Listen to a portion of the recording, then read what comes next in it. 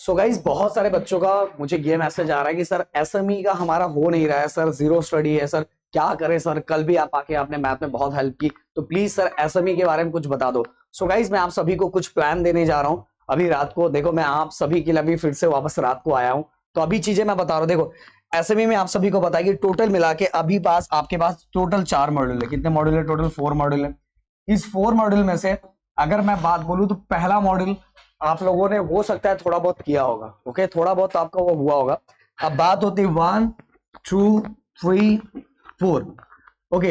अब टोटल 4 है और उसको 4 को ही हमें कंप्लीट करना है। हमारे पास जो 4 मॉड्यूल बच रहा है, ये 4 मॉड्यूल को कंप्लीट करना है। उस पहले मॉड्यूल में से हो सकता है हमारा बहुत सारा हुआ होगा। अगर इन 4 मॉड्यूल में से आपने 2 से 2.5 मतलब 2.5 से 3 अगर आपने कर लिया तो आपके पास होने के चांसेस प्लस स्कोर करने के चांसेस बढ़ जाएंगे।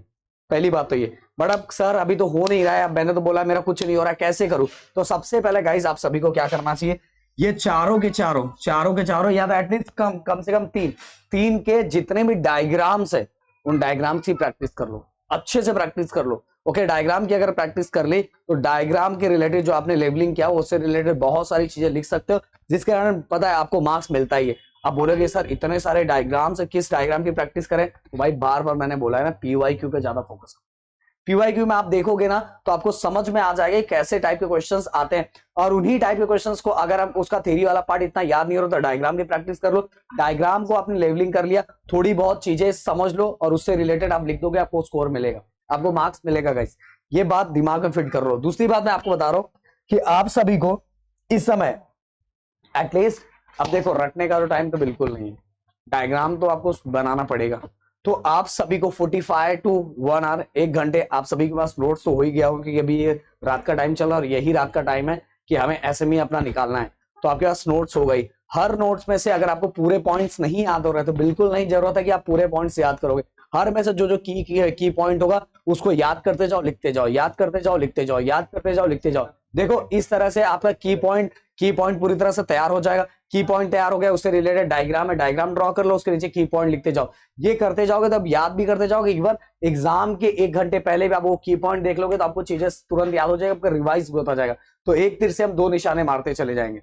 हम अपना याद भी कर रहे हैं, कल के रिवीजन की तैयारी भी कर रहे हैं, और साथ में हमारा जो नहीं था उसको भी हम पूरी तरह से प्रॉपर तरीके से करते जा रहे हैं। सो गाइस आपको इस तरह से आपको क्या करना है, पूरे के पूरे 4 आप वो करने जाओगे। सर इतना बड़ा बड़ा चैप्टर है सर, कैसे करें? तो पूरे के 4 मॉड्यूल के आपको पीवाईक्यू निकालना है और उन्हीं पीवाईक्यू का इस तरह का प्रैक्टिस करना है। और देखो कल क्वेश्चन में ना, जब आपका एग्जाम आएगा तो उसके अंदर आपको पीवाईक्यू ही दिखेंगे, इसलिए बोल रहा हूं इस तरीके से करोगे तो ये जीरो, मैंने बोला जीरो तब तक जीरो कहलाता है जब तक उसके अंदर वैल्यू ऐड नहीं करेंगे।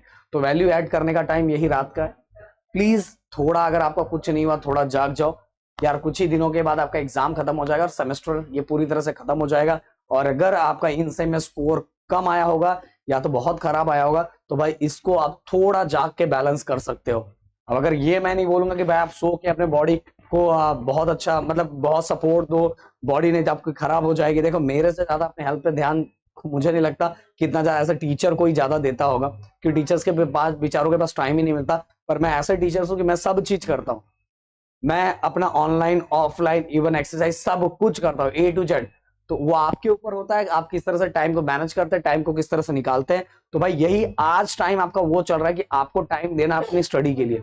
अगर एग्जाम का रिजल्ट खराब हो गया तो आप कितना भी अच्छा अपने हेल्थ पे ध्यान दिएगा तो भी खराब हो जाएगा। तो भाई मैंने बोला ये 4 का आपको पीवाईक्यू पता ही चल गया, जो बार बार रिपीट होता है, आपने जो बुक लिया हुआ है इसके ऊपर लिखा होगा, उन्हीं डायग्राम की प्रैक्टिस करो। और डायग्राम की प्रैक्टिस करने का की पॉइंट लिखो, उसके अंदर आपको क्या समझ में आ रहा है जो समझ में आ रहा है उसी का की पॉइंट लिखो।